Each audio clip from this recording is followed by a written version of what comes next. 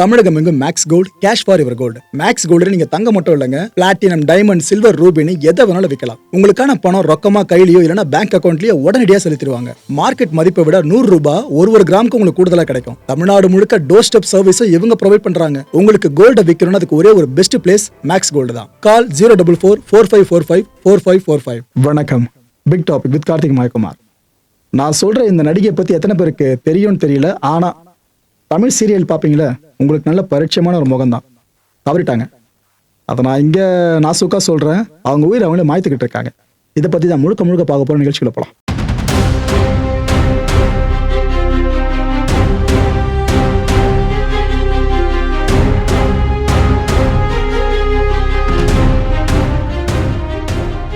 ஷாஷ்வி பாலா இவங்களோட பூர்வீகம் நம்ம இலங்கை தான். இவங்களுக்கு இன்னொரு பேர் இருக்கு, சுபாஷினி பாலசுப்ரமணியம் அப்படின்ட்டு. இண்டஸ்ட்ரியில மேக்சிமம் இவங்கள சுபான்னு தான் கூப்பிடுவாங்க.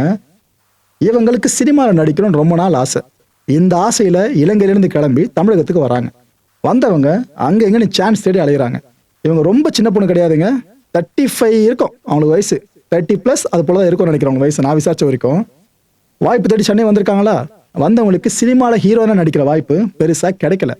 ஆனா அவங்களோட அப்பியரன்ஸ் இருக்குல்ல, அதை பார்க்கும்போது உங்களுக்கு லிட்டரலா ஒரு ஹீரோயின் லுக்கு தான் உங்களுக்கு தெரியும். அதுல மாற்று கருத்து இல்லை.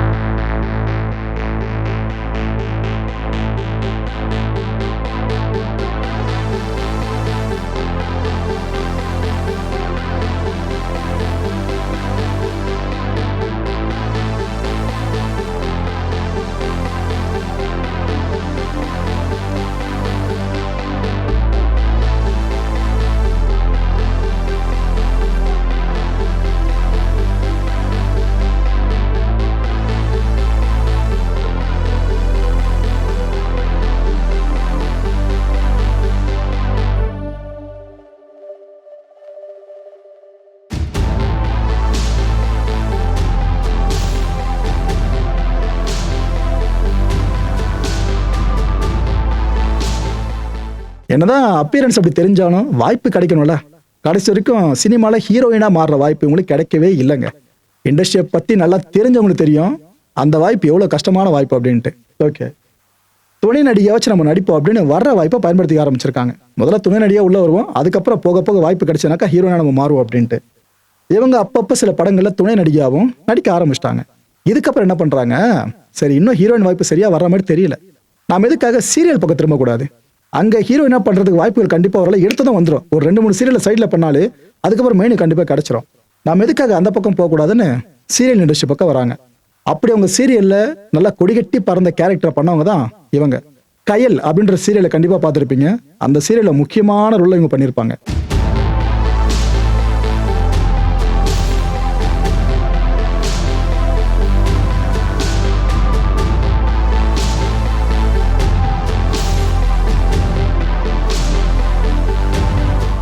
இவங்களுக்கும் திருமணம் நடந்துச்சு.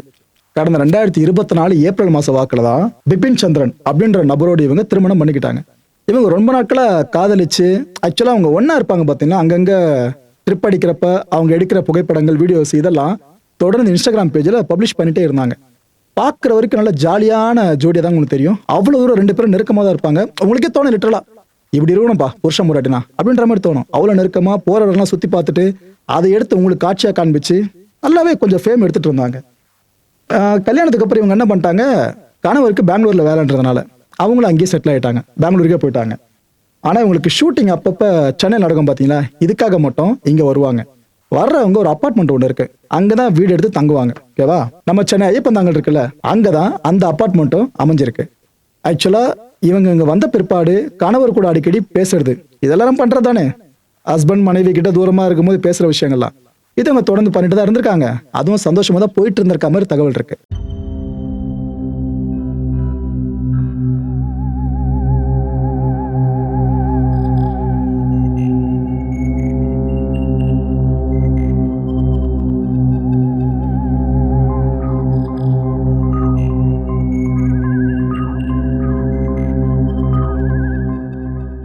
எல்லாம் கரெக்டா போயிட்டு இருக்குல்ல, அப்புறம் இந்த கான்டென்ட் கேட்டீங்கன்னா நடந்திருக்க விஷயம் அப்படி. அந்த வீடு சொன்ன பார்த்தீங்கன்னா ஐயப்பந்தாங்கல்ல, அந்த வீட்டுக்குள்ள இவங்க பிணமா கிடந்திருக்காங்க. யாரும் சுபா.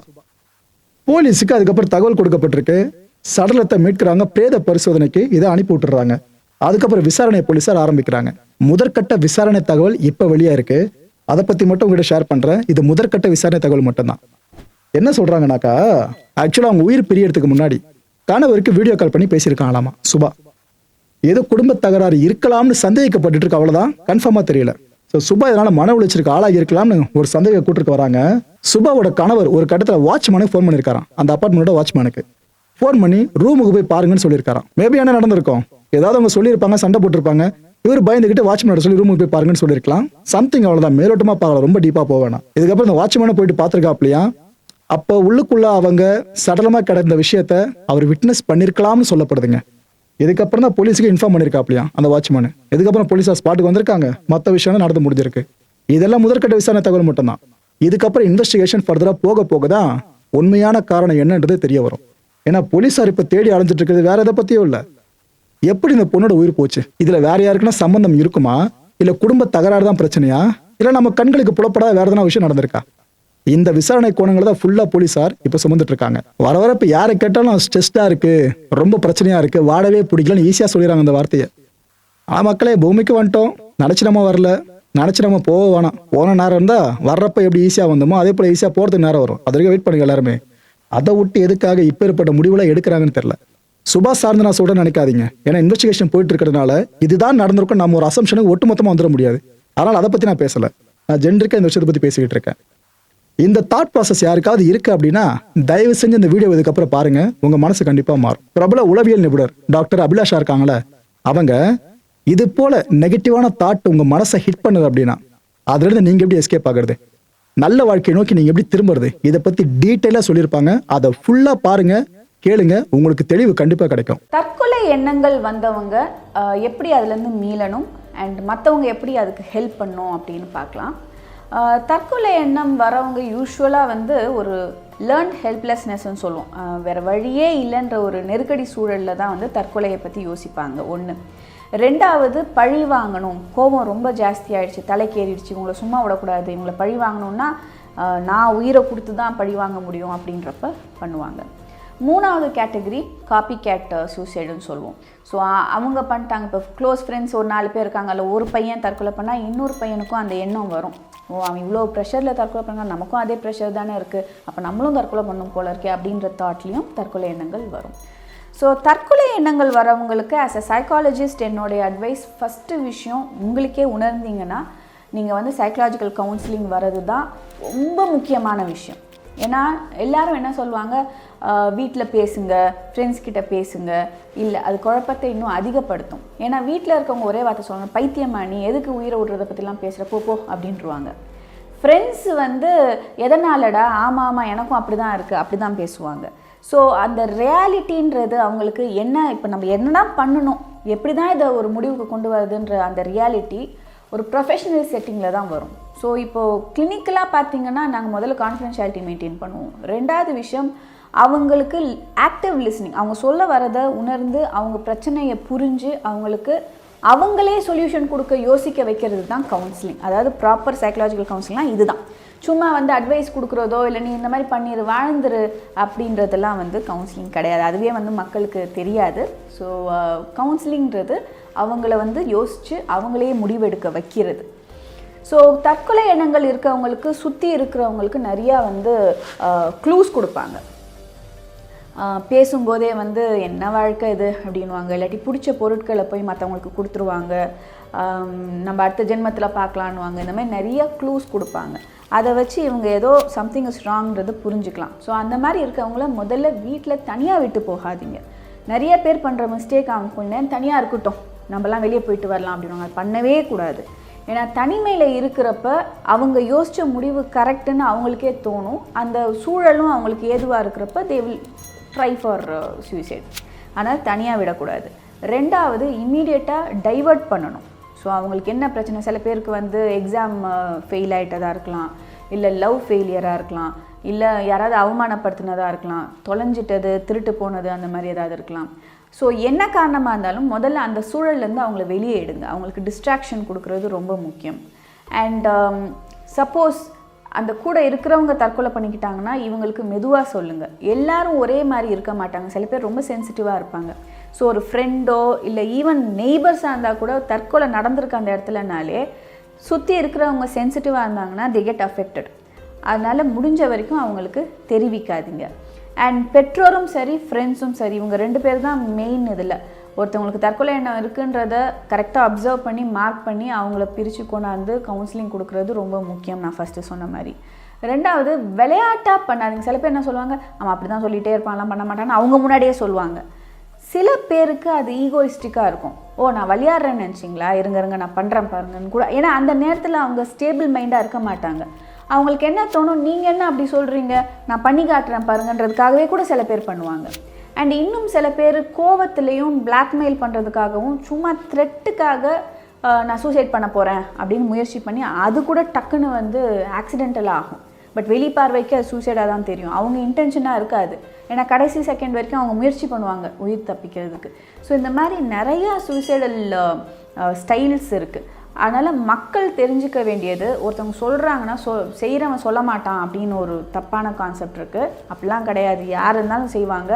படித்தவங்க படிக்காதவங்க, ஆண் பெண் குழந்தை பெரியவங்க எதுவும் கிடையாது. அது வந்து சிச்சுவேஷனல் தான். அண்ட் ஸ்ட்ரெஸ் அதிகமாகும்போது சூசைடும் அதிகமாகுது. ஏன்னா டிப்ரெஷனால் சூசைடல் தாட்ஸ் வருது. ஸோ இந்த காலகட்டத்தில் ஸ்ட்ரெஸ் ரொம்ப ஜாஸ்தி. எஸ்பெஷலி இப்போ இந்த பேண்டமிக் டைமில் ஃபினான்ஷியல் ஸ்ட்ரெஸ் அதிகமாகிடுச்சு, நோய்கள் அதிகமாகிடுச்சு, இந்த ரிலேஷன்ஷிப் பிரேக்கப்ஸ் அதிகமாகிடுச்சு. எல்லாரும் அவங்கவுங்களுடைய ஆம்பிஷனில் ஒரு ஸ்டெப்பு கீழே இருக்காங்க. ஸோ எக்ஸாம் எழுதுனவங்களுக்கு இன்னும் ரிசல்ட் வரல, எக்ஸாமே இன்னும் தள்ளி போயிட்டுருக்கு. இந்த மாதிரி நிறையா பிரச்சனைகள் இருக்கப்ப ஈஸியாக கிவ் அப் பண்ணிடுறாங்க. ஸோ இதுக்கு மேலே நம்மளால் முடியாது அப்படின்றப்ப தான் தற்கொலை எண்ணங்கள் வருது. அப்படி இல்லாமல் வாழ்க்கையில் போராடணும். நம்ம பிறந்ததுலேருந்தே போராடிட்டு தான் இருக்கோம். எந்திரிச்சு ஒரு தடவை விழுந்துடுறப்ப முட்டி பயங்கரமாக வலிக்கும். குழந்தையா இருக்கப்ப, கை குழந்தையா இருக்கப்ப ஐயோ வலிக்குது, நம்ம எந்திரிச்சுலாம் நடக்க வேணாம்னு நினச்சா கடைசி வரைக்கும் நடக்கவே முடியாது. வலிச்சாலும் பரவாயில்ல, நான் எந்திரிச்சு நடக்கிறேன்னு அப்போவே நமக்கு தெரியுது, ஒரு 1.5 வயசுலேயே நமக்கு தெரியுதுன்றப்ப ஏன் இந்த வயசில் நமக்கு இருக்கிற மெச்சூரிட்டிக்கும் இன்டெலிஜென்ஸுக்கும் விழுந்தால் என்ன திருப்பி எந்திரிச்சு வாழ்வோம் அப்படின்றத யோசிக்கணும். ஆனால் நான் ஃபஸ்ட்டே சொன்ன மாதிரி அந்த பிரச்சனையில் இருக்கிறவங்களுக்கு இந்த யோசனை வர்றது கொஞ்சம் கஷ்டம் தான். ஏன்னா அவங்க ஆல்ரெடி வந்து ஒரு பிளாங்க் மைண்ட் செட்டில் இருப்பாங்க. அவங்க மூளை வந்து இயங்காமல் அப்படியே ஃபிக்ஸ் ஆகிருக்கும். ஸோ அந்த மாதிரி நேரத்தில் தான் கவுன்சிலிங் இஸ் அ மஸ்ட். டாக்டரோட அந்த சஜஷன்ஸை கண்டிப்பாக நீங்கள் கேட்டிருப்பீங்க, ஓரளவுக்கு தெளிஞ்சிருப்பீங்கன்னு நினைக்கிறேன். ஓகே, இந்த நேரத்தில் ஒரே ஒரு கோரிக்கை முன் வச்சுக்கிறேன். சக கிரியேட்டர்ஸ்க்கே நீங்கள் பொறுத்திக்கலாம், அப்படியே சேர்த்து எடுத்துக்கலாம். ஏன்னா இது போல ஏதாவது ஒரு விஷயம் நடந்துச்சுனாக்கா கொச்சையா நிறைய ஊகங்களை அடுக்க ஆரம்பிச்சிருவானுங்க. எதுக்கு அவங்க மரியாதை வேற. சக கிரியேட்டர்ஸாக இருந்தாலும் இது போல விஷயங்களை பண்ணுறவங்களுக்கு மரியாதை கொடுக்க வேண்டிய அவசியம் இல்லை. ஏன்னா பர்சனல் இஷ்யூன்னும் போது அந்த செய்தி நம்ம ரிப்போர்ட் பண்ணிட்டோமா, அதுக்கப்புறம் விழிப்புணர்வு கொடுத்துருமா, அதோடு கடந்து போயிடணும். அதை விட்டு விஷயம் தெரியுமா, உள்ளுக்குள்ளே இது நடந்துச்சு அது நடந்துச்சு, அவ்வளோ போச்சு இவ்வளோ போச்சுன்னு என்னென்னமோ கதையை நிறைய ஒரு மாதிரி கேட்க அருவருப்பான கதைகள்லாம் கட்டுவாங்க. ஒரே ஒரு விஷயம், அது போல கதை கட்டுறவங்க நம்ம குடும்பத்தில் பிறந்த ஒரு பொண்ணுக்கு இது போல ஆயிருந்தா இது போல கதையை கட்டுவோமா, இதை மட்டும் யோசிச்சுட்டு கதையை கட்டினா கரெக்டாக இருக்கு. அவ்வளோதான், அது ஒரு கோரிக்கையாக முன் வச்சிடறேன். இந்த கான்டென்ட்டை பொறுத்தவரைக்கும் நாமெல்லாம் சிந்திக்க வேண்டியது ஒரே ஒரு விஷயம் தான். எந்த ஒரு பிரச்சனைக்கும் இந்த முட்டாள்தனமான முடிவு இருக்குல்ல, இது தீர்வே ஆகாது. அடுத்த நிகழ்ச்சி சந்திக்கலாம். நன்றி, வணக்கம். தமிழகம் எங்கும் max gold, cash for your gold. Max gold நீங்க தங்க மட்டும் இல்லைங்க, பிளாட்டினம், டைமண்ட், சில்வர், ரூபினி எதை வேணாலும் விற்கலாம். உங்களுக்கான பணம் ரொக்கமா கையிலயோ இல்லைன்னா பேங்க் அக்கௌண்ட்லயோ உடனடியாக செலுத்திடுவாங்க. மார்க்கெட் மதிப்பை விட 100 ரூபாய் ஒரு கிராமுக்கு உங்களுக்கு கூடுதலா கிடைக்கும். தமிழ்நாடு முழுக்க டோர் ஸ்டெப் சர்வீஸ் இவங்க ப்ரொவைட் பண்றாங்க. உங்களுக்கு கோல்ட விற்கணும்னா அதுக்கு ஒரே ஒரு பெஸ்ட் பிளேஸ் மேக்ஸ் கோல்டு தான். கால் 04445454545. என் நண்பர் மாயம் ஸ்டுடியோஸ் நேயர்களே, மாயம் பக்தின்னு ஆன்மீகத்துக்காக பிரத்யேகமா ஒரு சேனலை கொண்டு வந்திருக்கோம். மறக்காம சப்ஸ்கிரைப் பண்ணி அந்த சேனலுக்கு உங்களோட ஆதரவை மனப்பூர்வமா தெரிவிங்க. வணக்கம் மாயம் ஸ்டுடியோஸ் நண்பர்களே. மாயம் ட்ரெண்ட்ஸ் அப்படின்ற ஒரு புதிய ஃபேஸ்புக் பேஜை ஓப்பன் பண்ணியிருக்கோம். நீங்கள் யூடியூப்ல பார்த்துட்டு இருக்கீங்களா நம்மளோட கான்டென்ட்ஸ்லாம், இதெல்லாம் விட ஒரு படி மேலே ரொம்ப கிறிஸ்பாகவும் ரொம்ப சூப்பராகவும் நிறைய கான்டென்ட்ஸ் உங்களுக்கு இந்த பேஜில் காத்துட்டு இருக்குங்க. ஸோ உடனடியாக ஃபேஸ்புக் பிளாட்ஃபார்ம் போங்க, மாயம் ட்ரெண்ட்ஸ்னு டைப் பண்ணி சர்ச் பண்ணி நம்ம பேஜை ஃபாலோ பண்ணுங்க. அப்படியே நம்ம சேனலையும் நீங்கள் சப்ஸ்கிரைப் பண்ணிட்டீங்க அப்படின்னா இன்னும் நிறைய புது புது கான்டென்ட்ஸை உங்களுக்காக ப்ரொடியூஸ் பண்ணி கொடுத்துக்கிட்டே இருப்பாங்க. நீங்கள் பண்ணுற ஒவ்வொரு சப்ஸ்கிரிப்ஷனும் எங்களுக்கு பெரிய மோட்டிவேஷனாக அமையும்.